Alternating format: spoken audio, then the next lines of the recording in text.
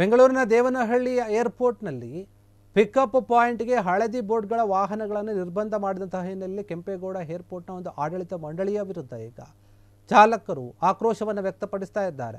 ಏರ್ಪೋರ್ಟ್ನ ಒಂದು ಸಾದಹಳ್ಳಿಯ ಟೋಲ್ ಬಳಿ ಚಾಲಕರಿಂದ ದೊಡ್ಡ ಮಟ್ಟದಲ್ಲಿ ಪ್ರತಿಭಟನೆ ನಡೆದಿದೆ. ಸಾವಿರಾರು ಜನ ಚಾಲಕರು ಸೇರಿಕೊಂಡಿದ್ದರು. ಸಾದಹಳ್ಳಿಯ ಟೋಲ್ ಪ್ಲಾಜಾ ಬಳಿ ಜಮಾಯಿಸಿದಂತಹ ಅವರು ತಮ್ಮ ಆಕ್ರೋಶವನ್ನು ಹೊರಹಾಕಿದ್ದಾರೆ. ಹಳದಿ ಬೋರ್ಡ್ಗಳಿಗೆ ಏರ್ಪೋರ್ಟ್ನ ಪಿಕಪ್ ಪಾಯಿಂಟ್ಗೆ ಅವಕಾಶ ನೀಡುವಂತೆ ಒತ್ತಾಯ ಕೂಡ ಮಾಡಿದ್ದಾರೆ. ಯಾಕೆ ನೀವು ನಿರ್ಬಂಧವನ್ನು ಹೇರಿದ್ದೀರಿ ಅಂತ ಪ್ರಶ್ನೆ ಮಾಡಿದ್ದಾರೆ. ಕಳೆದ 11ನೇ ತಾರೀಕಿನಂದು ಏರ್ಪೋರ್ಟ್ನಲ್ಲಿ ಹಳದಿ ಬೋರ್ಡ್ಗಳ ಒಂದು ಪ್ರವೇಶಕ್ಕೆ ನಿರ್ಬಂಧವನ್ನು ಮಾಡಿತ್ತು.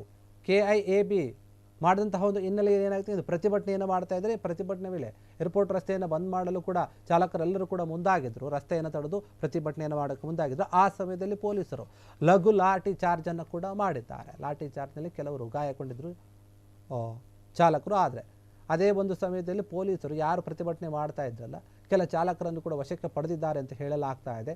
ಸಾದಹಳ್ಳಿ ಟೋಲ್ ಪ್ಲಾಜಾ ಬಳಿ ವಶಕ್ಕೆ ಪಡೆದು ಅವರನ್ನು ಕರೆದುಕೊಂಡು ಹೋಗಿದ್ದಾರೆ ಅಂತ ಹೇಳಲಾಗ್ತಾ ಇದೆ. ಮತ್ತು ಶಾಂತಿಯುತವಾಗಿ ಪ್ರತಿಭಟನೆಯನ್ನು ನಡೆಸಬೇಕು ಅಂತ ಹೇಳಿ ರಸ್ತೆಯ ಬದಿಯಲ್ಲಿ ಅವಕಾಶವನ್ನು ಮಾಡಿಕೊಟ್ಟಿದ್ದಾರೆ. ಅವರಿಗೆ ನೀವು ಶಾಂತಿಯುತವಾಗಿ ಬೇಕಾದ ಪ್ರತಿಭಟನೆ ಮಾಡಿ ಅಂತ ಹೇಳಿ ಸಾದಹಳ್ಳಿಯ ಸರ್ವಿಸ್ ರಸ್ತೆಯಲ್ಲಿ ಬ್ಯಾರಿಗೇಡ್ಗಳನ್ನು ಹಾಕಿಕೊಂಡು ಚಾಲಕರು ಕೂತ್ಕೊಂಡು ಪ್ರತಿಭಟನೆಯನ್ನು ಮಾಡಿಸಿದರು.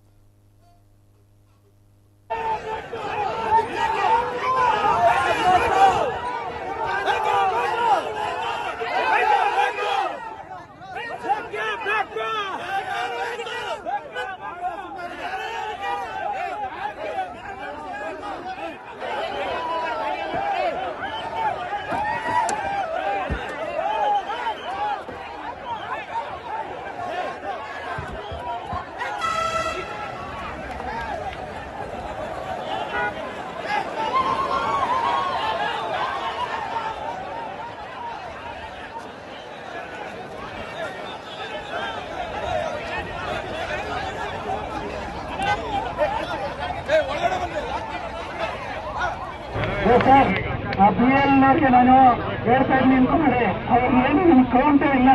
ಅವ್ರ ಲೆಕ್ಕವನ್ನು ಏನು ಮುಖ್ಯ ಕಾರ್ಯಕ್ರಮನ ಹಿಂಪಡಿಸಿ ನಾವು ಅವ್ರಿಗೆ ಎದುರಿಸಿ ಇಲ್ಲಿಂದ ಆಗಲ್ಲ ಸರ್. ಇಲ್ಲ ನೀವು ಹೊಡಿತೀರಾ, ಗುಂಡಾಗ್ತೀರಾ ಅಥವಾ ಜೈಲಿಗೆ ಕಳಿಸ್ತೀರಾ, ನಾವು ರೆಡಿ ಇದ್ದೀವಿ ಸರ್. ನಿಮಗೆ ಗೌರವ ಅಷ್ಟೇ ಸರ್. P1 ಏನಿತ್ತು ಯಥಾಸ್ಥಿತಿ ಕಾಪಾಡ್ಕೊಂಡು ಹೋಗ್ಲಿ. ನಾವು ಯಾವುದೇ ರೀತಿಯಲ್ಲೂ ತೊಂದರೆಯನ್ನ ಕೊಡೋದಿಲ್ಲ ಸರ್. ನಾವ್ಯಾರು ಏರ್ಪೋರ್ಟ್ನಲ್ಲಿ ಬಂದು ಏನು ದಿನ ಕುತ್ಕೊಳೋರಲ್ಲ.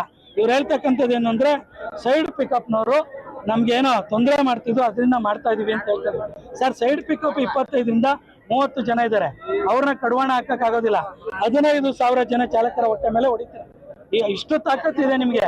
ಸೈಡ್ ಪಿಕಪ್ ಅವ್ರನ್ನ ನಿಲ್ಸಕ್ಕಾಗೋದಿಲ್ಲ. ಸೈಡ್ ಪಿಕಪ್ ಇವತ್ತು ಮಾಡ್ತಾ ಇರ್ತಕ್ಕಂಥದ್ದು BLನವರ ಕುತಂತ್ರದಿಂದ. ಮತ್ತೆ ಇವ್ರು ಇವತ್ತು ಏನ್